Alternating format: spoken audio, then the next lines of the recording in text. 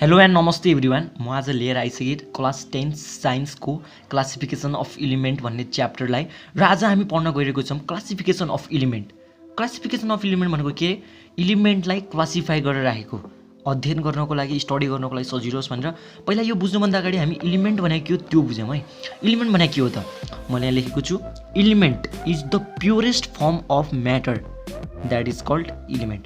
के हो रे इलिमेन्ट भने? प्योरेस्ट फर्म अफ म्याटर, म्याटरको शुद्ध रूपलाई नै इलिमेन्ट भनिन्छ। अब हामीले बुझ्यौँ कि इलिमेन्ट भने the purest form of matter. अब म्याटर भनेको के हो? धेरै मान्छेले नबुझ्न सक्छन्। म्याटर भनेको के हो म भन्दैछु। Matter is anything which occupy some volume. Matter anything के जे पनि हो जसले भोल्युम अकुपाई गरेको हुन्छ, भोल्युम ह्याज मास। अब जस्तै इक्जाम्पल लागि बुझौँ कि एउटा यहाँ मैले लेखिदिएको पनि छु, भोल्युम भने धेरै मान्छेले नबुझ्न सक्छ भनेर मैले यहाँ लेखिदिएको छु होइन। अब द एमाउन्ट अफ स्पेस के? Amount of space the object kept up. एउटा अमाउन्ट अफ स्पेस हो, अब्जेक्टले किप्ड गरेको हुन्छ। जे पनि अब्जेक्ट हुनसक्छ। जस्तै एउटा बुक होइन, अब जस्तै एउटा बुक भयो, यो इक्जाम्पल लागि यहाँ यति बुक छ भने यति स्पेस बुकले अकुपाई गरेको छ कि यसलाई नै यति स्पेसलाई भोल्युम भन्छौँ इक्जाम्पलको लागि होइन। यो हामीले बुझ्यौँ होइन। अब त्यसपछि हामी अब इलिमेन्टको इक्जाम्पल के हो त? इलिमेन्टको इक्जाम्पल हो hydrogen, oxygen, helium, lithium, beryllium, boron, carbon, nitrogen, oxygen, anything. यी छन् त। एनिथिङ भन्दा मतलब यिनीहरू इलिमेन्ट छन् त। हाइड्रोजन, हिलियम हामीले जुन 9 क्लासमा पढ्यौँ त्यही नै हो। त्यो के हो? इलिमेन्ट। इलिमेन्टको के हो? इक्जाम्पल हो। अब इलिमेन्ट भन्ने के हो त्यो बुझिसकेपछि अब हामी बुझ्यौँ कि इलिमेन्टलाई क्लासिफाई किन गरिएको छ।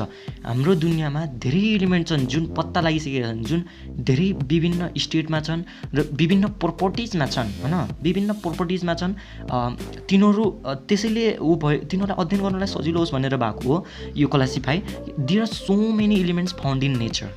धेरै इलिमेन्ट छन् जुन नेचरमा फाउन्ड भएका छन् in different state and has also different properties. हामीले प्रोपर्टिज भन्ने अघि नै थाहा पाइसकेका छौँ। डिफ्रेन्ट स्टेटमा छन् र डिफ्रेन्ट प्रोपर्टिज छ। So for the easy to study, easy होस् स्टडी गर्नलाई, इजी होस् डिफ्रेन्ट इलिमेन्ट, विभिन्न इलिमेन्टलाई स्टडी गर्न इजी होस्, सजिलो होस् भनेर तिनीहरूलाई क्लासिफाई गरिएको हो। र अब हामीले यो बुझिसकेका छौँ सोलिड के भन्छ त्यसलाई, स्टेट भनेको के हो रे? Solid, liquid, gas. यो यसमा गडबडी नहोस्। अब यति बुझिसकेपछि अब डिस्कभरी अफ, अब कति इलिमेन्ट चाहिँ डिस्कभर भएन अहिले? डिस्कभरी अफ 118 इलिमेन्ट अहिले कति has been declared till now. अहिले कति इलिमेन्ट डिक्लियर भएका छन् रे? 118। यसको मतलब यो होइन कि भविष्यमा कुनै अरू इलिमेन्ट डिक्लियर हुन्नन्, यानि कि अरू इलिमेन्ट आउँछन्। And there are so many elements under discover. जुन डिस्कभर भएका छैनन् ती धेरै इलिमेन्ट छन्।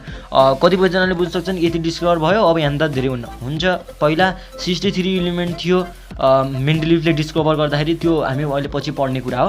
र अब हामी बुझौँ कि इलिमेन्ट्स आर क्लासिफाई। अब हेरौँ, यो चाहिँ बुझ्नुपर्ने कुरा है। इलिमेन्ट्स चाहिँ के को रूपमा क्लासिफाई हुन्छ के?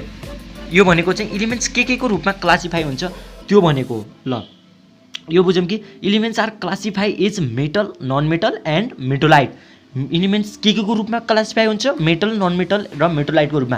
तर on the basis of chemical properties. Chemical properties भने के हो? केमिकल प्रोपर्टिज भनेको the properties undergo through chemical reaction. Undergo भने के हो? गुजर्नु के? अन्डरगो भने गुजर्नु। एउटा यस्ता प्रोपर्टिज जो गुजर्छन् थ्रु केमिकल रियाक्सनकोमा गुजर्छन्, त्यहीलाई नै केमिकल प्रोपर्टिज भनिन्छ। र मैले भनिदिएको छु metal, non metal and metalloid भने on the basis of chemical properties. Chemical properties भनेको गुजर्नु, केमिकल रियाक्सनमा गुजर्नु। इन स्टेट भने के हो? Solid, liquid, gas. स्टेट भने के अरे? Solid, liquid, gas. यो त सबलाई थाहा छ होइन, सोलिड, लिक्विड, ग्यास। अब यो त बुझ्यौँ। अब यतिसम्म बुझेपछि हाम्रो बेसिक कन्सेप्ट क्लियर भइसकेको छ। तर धेरैजनालाई यो मेटल भनेको के हो यो नथाहा हुनसक्छ, नन मेटल भनेको के हो यो नथाहा हुनसक्छ, र मेटोलाइट भनेको के हो यो नथाहा हुनसक्छ। यसको लागि मैले यहाँ लेखिदिएको छु, metal is the element which can conduct heat, electricity. Hit and electricity conduct गर्न सक्छ नि जसले, त्यसलाई हामी मेटल भन्छौँ। के भन्छौँ रे? मेटल। त्यसलाई हामी मेटल भन्छौँ। र यो चाहिँ हामीले यो ब्राकेट किन लगाएको भने चाहिँ यो 9 क्लासमा पढ्ने हो। अहिले चाहिँ मेनली बुझ्नुपर्ने है। यो बुझेन भने काम छैन, यो बुझ्नुपर्छ है। Metal is that which donate electron. जसले इलेक्ट्रोन दिन्छ त्यसलाई के भन्छौँ? मेटल। के अरे? जसले इलेक्ट्रोन दिन्छ त्यसलाई भन्छौँ हामी मेटल हैन, जसले इलेक्ट्रोन दिन्छ। यो भनेको इलेक्ट्रोनको सिम्बल, इलेक्ट्रोन दिन्छ त्यसलाई हामी के भन्छौँ मेटल। बुझिरहेछ नि, जसले इलेक्ट्रोन दिन्छ त्यसलाई मेटल हुन्छ। अनि यिनीहरू गुड कन्डक्टर हुन्छ। अब यसको इक्जाम्पल बुझौँ, यसको इक्जाम्पल यहाँ लेखिदिएको छु। लिथियमको भ्यालेन्सी के हुन्छ 2 र 3, 2 र 1 हैन। अब जस्तै यसलाई 8वटा इलिमेन्ट बनाउनको लागि 7वटा इलिमेन्ट लिए ठिक कि एउटा इलिमेन्ट दिए ठिक। एउटा इलिमेन्ट दिन्छ, एउटा इलिमेन्ट दिए ठिक नि हैन, दिन्छ, यसले दिए ठिक यानि कि यो मेटल हो। ल अब हामी जाम हैन नन मेटलमा जाम। नन मेटल भनेको के हो त? Non metal is the element which can not conduct. अब यो यतिकै बुझिहाल्छ, मेटल छ नन मेटल छ।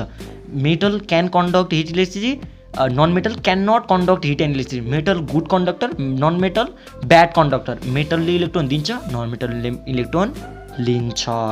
यो बुझिएपछि नन मेटल राम्रोसँग बुझिएपछि नन मेटल यतिकै बुझिहालिन्छ।